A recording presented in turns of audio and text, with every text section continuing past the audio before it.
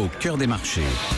Avec Sarah Thirion depuis Louis Capital Markets. Bonjour Sarah. Bonjour. Quelle séance, plus 2,5, ça fait du bien. Oui, ça fait du bien, ça peut être assez volatile, on l'a vu hier, mais c'est sûr que ça commence bien, puis il y a des nouvelles pour soutenir effectivement cette performance, donc c'est bien. Sur les minières, comme vous le soulignez, effectivement, on a des mesures protectionnistes qui ont été annoncées par la Commission européenne qui aident le secteur à sortir un peu par le haut. Je rappelle qu'évidemment, il est très sous-pondéré dans les gestions, mais la Commission européenne a ordonné que les importations de certaines catégories d'acier en provenance de Chine et de Russie soient enregistrées dans le cadre d'une enquête en cours sur des pratiques de dumping dans ces deux pays. Donc on a une érosion évidemment de la demande, une offre pléthorique, une érosion des marges dans l'acier. Quand on a des mesures protectionnistes comme ça redonne un petit peu de hauteur au secteur. On a aussi un secteur auto qui est très entouré aujourd'hui sur des immatriculations européennes qui ont été encore une fois de bonne facture. Donc le secteur qui avait été sous pression hier regagne un peu de hauteur. Ouais, c'est moins qu'on puisse dire. On a Peugeot qui gagne par exemple 3,5%, Renault plus 3,1%. On va parler aussi des opérations d'acquisition qui animent aussi le marché aujourd'hui. Sarah, juste votre sentiment là sur le niveau du CAC 40, 4578, on le disait, on gagne 2,3%. Votre sentiment, c'est qu'on est en train d'entamer un rallye de fin d'année là ou pas ? Pour l'instant, de toute façon, on ne fera pas, je pense, de rallye de fin d'année avant l'intervention de la Fed demain. Les marchés voudront voir comment ça réagit, même si c'est très attendu. Et puis après, peut-être qu'on aura libéré, une fois qu'on aura libéré ce sentiment, peut-être qu'on ira chercher effectivement ce rallye de fin d'année. Donc, c'est pas à exclure. Mais je pense que les deux spécialistes chartistes qui interviendront après moi sauront davantage le dire. Il y a quand même un peu de cash dans les gestions traditionnelles qui interviennent très peu sur les marchés depuis le mois de novembre dans cette attente, dans ce contexte de matières sous pression, matières premières sous pression. Et puis quand même, on a des gens qui commencent à surveiller le sujet qui nous intéresse le plus, et notamment effectivement les mouvements sur le yuan. Voilà, donc on a vu vendredi les autorités chinoises prétexter que le yuan contre euro et yen était au plus haut pour laisser entendre qu'ils pourraient continuer de laisser dériver le yuan. Donc il faut quand même surveiller ça, et évidemment avec l'incidence que ça doit avoir sur les secteurs que vous connaissez, qu'on a souvent évoqués, notamment tout ce qui est personnel and household, tout ce qui est luxe, matériaux de construction, peut-être même l'auto, les capital goods, voilà. Oui, un risque chinois qui devrait perdurer. Donc sur l'année 2016, le CAC, on le disait, gagne 2,3%. Parmi les meilleurs perfs, Sanofi. Sanofi qui annonce un échange d'activités avec Boehringer Ingelheim. Ça, c'est salué par le marché à juste titre, d'après vous ? C'est salué par le marché aussi parce que Sanofi peut-être était un peu moins entouré ces derniers temps et détenu puisque le profil de croissance des BPA est nul.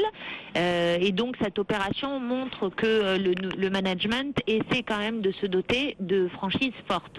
Et en l'occurrence, cette opération, elle permet au groupe de devenir numéro 1 mondial de la santé grand public.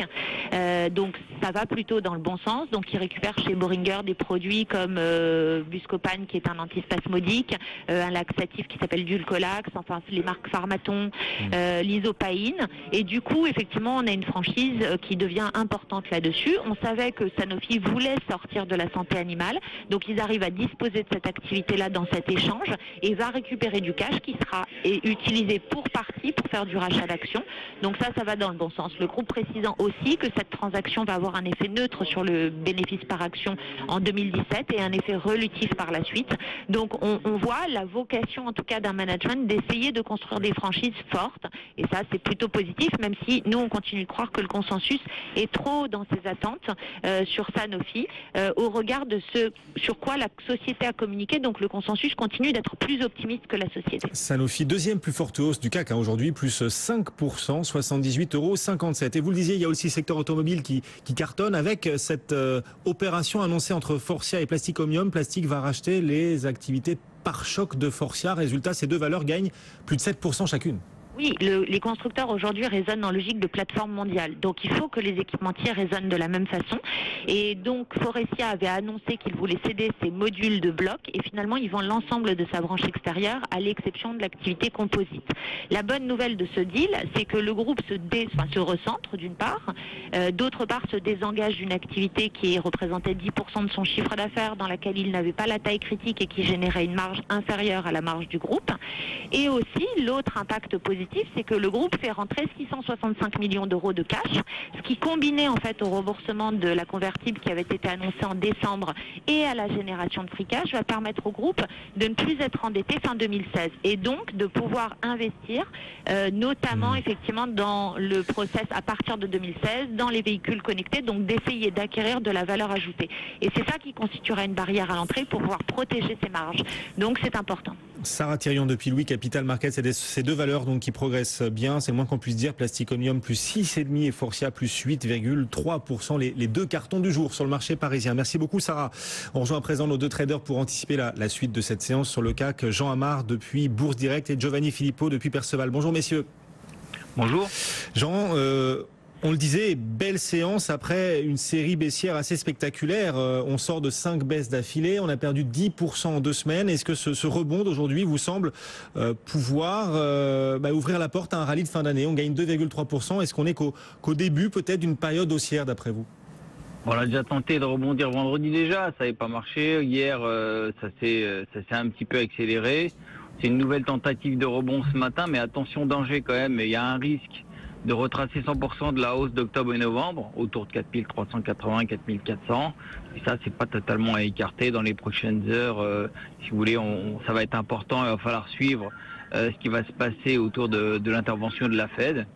Ça va être important. Donc hier, on a quand même transpercé une zone de résistance importante. Ça ressemblait à une séance de capitulation, mais sans volume. Il n'y avait pas de volume, donc on ne pouvait pas non plus considérer que c'était réellement une séance de capitulation. Bon, il pourrait très bien avoir quand même à la clé un rebond plus solide, donc qui pourrait prendre corps dans les prochains jours. Mais vous regrettez qu'on n'ait pas eu cette séance de capitulation? Ça veut dire qu'elle est peut-être encore à venir devant nous? Bah oui, c'est encore possible. Il n'y a pas eu de gros volume hier. On n'a pas eu pas eu ce sentiment vraiment de peur.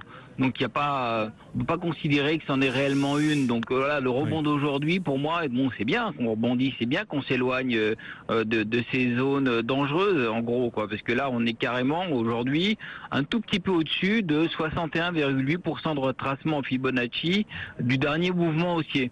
Donc là, c'est un niveau très sensible. Il faudrait vraiment qu'on se tienne au-dessus de ce niveau-là d'ici ce soir. Jean-Louis Cussac, votre scénario à vous sur ce rebond qu'on tente de bâtir, on va voir s'il est solide. Pour l'instant, en tout cas, il tient, plus 2,3%. Oui, non, mais il n'est pas très solide. Alors, il y a quand même eu un peu de capitulation, un petit peu. Pourquoi? Jean l'a expliqué, c'est pas non plus très clair, mais parce que derrière, il y a une grosse position acheteuse qui est très borderline.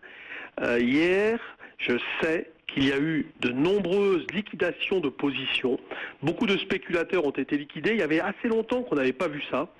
Mais il y a encore, si vous voulez, une grosse masse qui est limite de déclencher un carnage. Et je plaisante pas. Donc c'est assez important.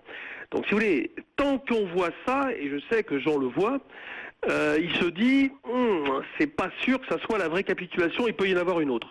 Donc voilà un petit peu la situation sur le plan purement spéculatif, avec des positions ouvertes, ce qu'on appelle des PO donc, extrêmement acheteuses, au-delà de 80% de la part des spéculateurs. Ça, c'est une certitude, c'est un fait avéré. Maintenant, le marché, si vous voulez, vous avez toujours des gérants qui sont prêts à acheter, mais en même temps, dans un contexte difficile, ils sont pas trop pressés. Alors, ils ont mis un doigt dedans vers 4750, 4700, et puis là, après, ils voient que ça baisse. Alors, ils vont pas aller contre les mouvements, surtout en cette fin d'année où les initiatives sont faibles. Moi, ce matin, j'ai encore fait vendre, tant pis. J'ai vendu à l'instant, là, sur 4575. C'est un niveau de vente. Hier, c'était 4610 quand on se parlait. On a fait un trou d'air quand même extrêmement important qui a fait mal. Donc je recommence un petit peu. J'ai toujours l'idée qu'on est peut-être au bout du bout de la baisse, mais je continue de travailler à la vente. Ce matin, on est dopé par Sanofi et Total, bien évidemment. Bon, il faut être extrêmement méfiant et attentif dans cette situation. Là, en vendant sur ce niveau, j'aimerais bien me racheter peut-être vers 4540, 4530. Je vais pas non plus jouer le bout du monde, je vais garder un sol tant qu'il n'y aura pas de ciel technique. Non. Mais voilà, on a une situation très tendue, très tendue. Oui, et surtout que, d'autant que les 4 sorcières approchent aussi, Jean-Louis, ce sera vendredi. Oui, on a l'échéance vendredi. On a beaucoup d'arbitrage, comme on l'a rarement vu entre le cash, enfin entre les actions et l'euro-dollar. Ça, c'est vraiment extrêmement corrélé.